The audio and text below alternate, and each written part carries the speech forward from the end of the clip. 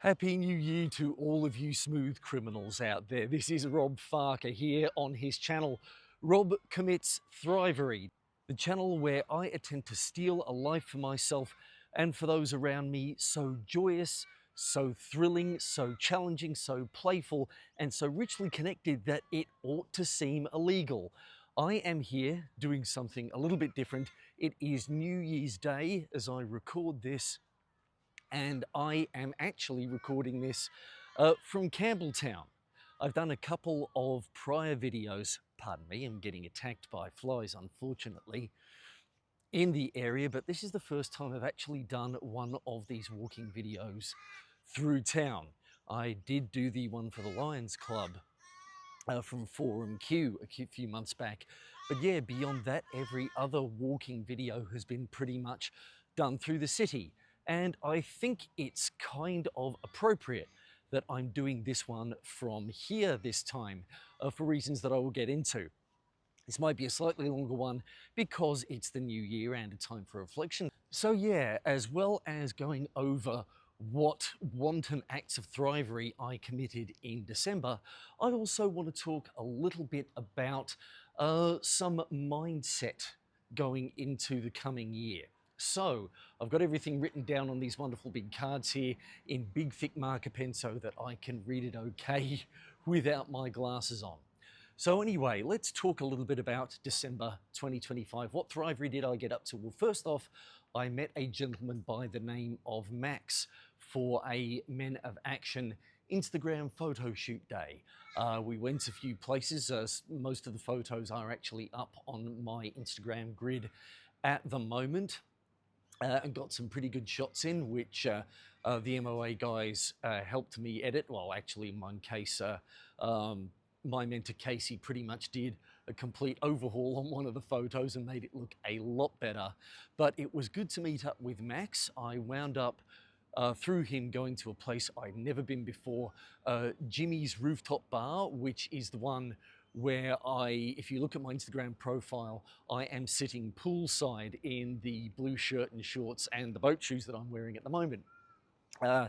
So that was good fun. Learned a little bit about social game through him, which is going to take me a little bit of time to apply. We will see. I think I need to perhaps work on my confidence a little bit. It's a little bit easier walking down Queen Street here in Campbelltown right at the moment because it is New Year's and most everything is shut up. There aren't all that many people about. Let's see. I started checking out some venues in Surry Hills. I have to give a big shout out to Lauren and a thank you to her. I met her at the Aurora Cervical Cancer Fashion Fundraiser in early December, and thanks to Trevor Lowe for getting me in there. And she suggested a few places I might want to check out in Surry Hills as great places to eat and potentially eventually get people together for get-togethers, as one does when you get people together. So that was good fun. Let's see, I have started up a venue tour schedule. So one of the things that I'm trying to do is get myself known a little bit in various places around town. And the best way to do that is basically keep showing up, saying hello to the staff, making sure that you do tip them and or buy something, ideally both. But yeah, if you keep turning up to places multiple times, it gets you more likely to be remembered than if you turn up once for an extended time. But it's been good fun to do. I have been getting to know more places in and around the Sydney CBD, and I think I have fallen in love with the Press, this wonderful cocktail bar / nightclub off of Bridge Street in Sydney. Does have a dress code. You're going to make sure that you are dressed smartly before they let you in, but it is wonderful. They've got a great live jazz funk band that plays there. And so if you can make it along to that, if you're in the Sydney area sometime, absolutely check it out. Tell them Rob sent you. I'm not sure if they'll know who Rob is, but anyway, well, at least not yet. But I did do a couple of lives from there. Not lives, but Instagram shorts. So you might not be able to see them anymore, but if you were looking on Friday night, you likely would have seen those gone up. I also tried a couple of other places, the Zephyr Bar on top of the Hyatt Regency, which is very nice. And I also gave Rouge, which is on the top floor of Cockle Bay Wharf, one of my favourite places in town. I went there years and years ago. I used to work right near there and would often go to the Blackbird Cafe for lunch, so it was nice to try somewhere new out. I also wound up visiting the Pontoon Bar, which I'd been to a couple of times back in the day. One more interesting thing that I did, thanks to another lady that I met at that Aurora fashion event. So a big thank you very much to Hati, if you are watching this, for letting me know about the where was it, at the Abercrombie, the rave there on Boxing Day night. It was good fun to go out, even though I didn't wind up staying there too long. I seem to be slowly discovering the rave scene and a bit of a love for bass heavy EDM music. And it was good fun to get out and have a bit of fun there. Did I get out on New Year's? No, I didn't. There are a couple of reasons for that. Firstly, Sookie, which I will probably wind up talking about again a little bit later, who I will probably wind up talking about a little again later, I should say, not which, sorry little girl. My worry was that I knew that there were going to be official fireworks around town, and I'm also pretty sure that there were going to be some, shall we say, unofficial fireworks as well. In fact, when I was walking down here across Centenary Park, there was a large burnt patch of grass and some melted what looked like firework tubes. So there were some loud bangs pretty darn close to my house last night, and I did not want to leave Sookie alone. She is maybe slowly getting a bit more sleepy incidentally, but yeah, I didn't want her getting all agitated without me there. But still, and the other thing was that on Wednesday afternoon, the plumbing decided to back up. Apparently there is, it would seem, a problem with one of the bigger trees in the yard, its roots getting into the sewerage outlet for the place.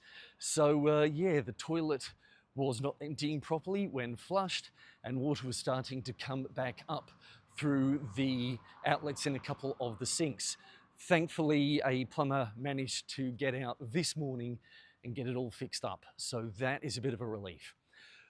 Well, on the subject of Sookie a little bit, I do kind of want to talk about, like I said earlier on, a mindset as we go into the new year, and particularly as I go into the new year. You know, I have done a lot in my time. Moved from Sydney to Cairns with Vicky, moved from Cairns back down to Sydney with Sookie, moved from the Blue Mountains to here in Campbelltown.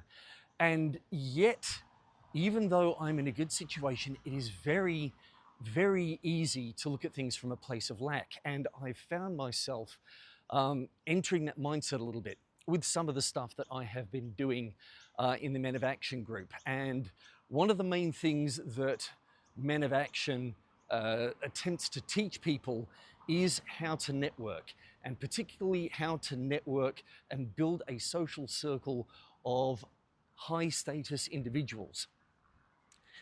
And that can, of course, present a few challenges, especially if your situation is not necessarily optimized to be meeting and spending your time with maximum status people, if you see what I mean. And let us face it, if you do want to increase your chances of being able to spend time with folks of hefty status, then around here anyway, you kind of need to be either in or very close to the Sydney CBD. And, well, let's face it, I am neither. And that did cause a bit of a funk. And YouTube, before you pick me up, I said funk, F-U-N-K, not the other word, thank you very much, even though, you know, I could probably relax and be a little bit more sweary on this thing. Yes, the word that used to mean a heavy smell or more recently has become associated with chunky riffs and juicy bass lines from Black American music. which is a wonderful meaning of the word, by the way. But back in the day, it also used to mean, at least to the English anyway, a panic. And nothing makes me, and I think nothing makes most people panic more than having a sense of lack in their lives, a sense of absence of control or ability to have a positive impact on your surroundings, or to get the things that you genuinely want in life. And it is one of the most frustrating things. So I kind of wound up having one after a group meeting, Men of Action, yesterday, when I was talking about networking a little bit more locally. And a few current and former members and people who've been considering it have suggested that I move closer to Sydney, basically to maximize, again, my chances of being able to network with folks who, you know, ideally can get me a bit closer to living my dream, like being on stages, presenting at events, emceeing, all that kind of thing. And I looked into it, and it doesn't look like it's something that I can pull off without spending more money than I feel like I can afford. I could probably dip into my savings if I moved to somewhere closer for a while, closer to Sydney for a while than here, and then just push to maximize my opportunities. But the other factor, of course, is Sookie.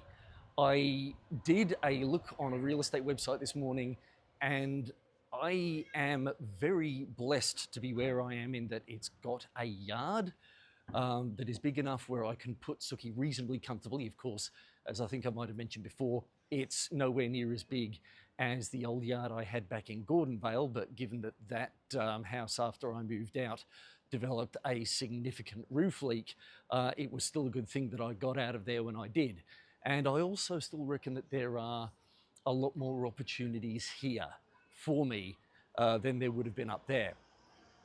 But still, there is this push to try and optimize and maximize. And yeah, I don't think I would be able to pull it off with Sookie still with me. And I know when I'm getting into a bit of a funk, when I start thinking about things like rehoming her. It's not a nice mindset to be in. But another thing that they do tend to say in Men of Action is that the answer is always abundance. Do like the sound of that. The answer is always abundance. And I think it's more than just taking big swings and hoping that they'll work out, or that you've got thinking that you've got more of a safety net than you think you do. I think it's also being willing to look at where you are at right now, and instead of feeling like it's less, that it desperately needs to be fixed or improved or made better, and that there is urgency around it. Or that, you know, again, that you need to make a massive change to your circumstances in order to actually have any serious effect on your life, that it's worth taking a couple of breaths and starting to look around at what is in your life right now, and also what is nearby. One of the things I've been doing a lot with the development work in terms of lists of people whom I want to connect with, and that I've been doing with the Men of Action, is there's been a lot of focus on the Sydney CBD, and it is in some ways a little bit harder to find folks, particularly women, who have profiles on Instagram who live local. And if there's one thing I've noticed, and I can understand this from a safety perspective, it's that women are somewhat reticent to give out more specifics on their location than, say, Sydney. Again, if you put a lot of work into your appearance, and there is this risk of drawing lack-based kind of desperate attention from men, let me just hit this button, then yeah, absolutely, you should be taking any measures that you feel you ought to be to keep yourself safe, because us blokes can get a little bit too bloody thirsty, a little bit too needy for our own good at times. And yeah, I can understand women wanting to be around that as little as possible. But it does make at least trying to build up a list of potential connections a little bit harder. But I think I do have a bunch of connections already through the Lions Club and through my time here. And I think it's just worth taking a bit more time to do a bit more research on venues around town. So I think there is definitely something to be said for being willing to put a little bit more work in and see what opportunities there are for me a little bit closer to my current home, and realize that any step in the direction that I want to go in anyway is going to be better than not moving at all, or sometimes at least as good as trying to take a big overcommitted swing in the hopes that everything is all going to pay off. And I think it also, that kind of mindset, because I mean, look, like I said, I was in a funk. I didn't like being in my own head at that moment. I was scared. I wanted to find out whether I could do something big to change my circumstances, something that I could afford to do, not just financially, but also in terms of investing my energy in. Oh, pardon me, we've got a little bit more wind noise here. Hopefully it doesn't pick up too much on the microphone. We are back in the lee of a couple of buildings now, so the wind is much less. So yeah, I think it tends to denigrate the value of the opportunities that are immediately around you that may get you a bit closer or even a lot closer to where you're going, because you never quite know who knows whom in this town, or even what value people can see once you demonstrate the things that you can do, even if they are with a crowd that is perhaps a little bit more regular than otherwise. Oh God, that even sounds a little bit, looking down the nose still. You see how pernicious it can be at times. But that for me, as I go into this new year, is the main thing that I want to do, is to make sure that I am appreciating every step I take and being willing to step out of my comfort zone, even if it's in a smaller way than perhaps might otherwise get me to the result that I would like to get, or at least think that I would like to get more quickly. And you never know, I might wind up there more quickly than I realize anyway. So yeah, after all of that, I would like to know about you folks and how your 2024 went and how you find yourself looking at 2025. What are some of the big challenges that you find yourself contemplating? The obstacles that seem, at least at first blush, a bit too big for you to overcome immediately, and that might require a few more steps and a little bit more roundabout of an approach than you might otherwise like. And also, what are the things that you do see around you in the immediate sense, within arm's reach, within a short distance, the people, the opportunities that do bring you value, or at least you can see that they have some pretty good potential to take you somewhere pretty darn great. On that note, folks, I hope your 2026s go absolutely fantastically, that you face some things that stretch you, that you don't turn pain into unnecessary suffering. So this is Rob, and again, caught short for a bit of a tagline. I should have written them down. So I will just simply say, all my best for 2026. Signing off.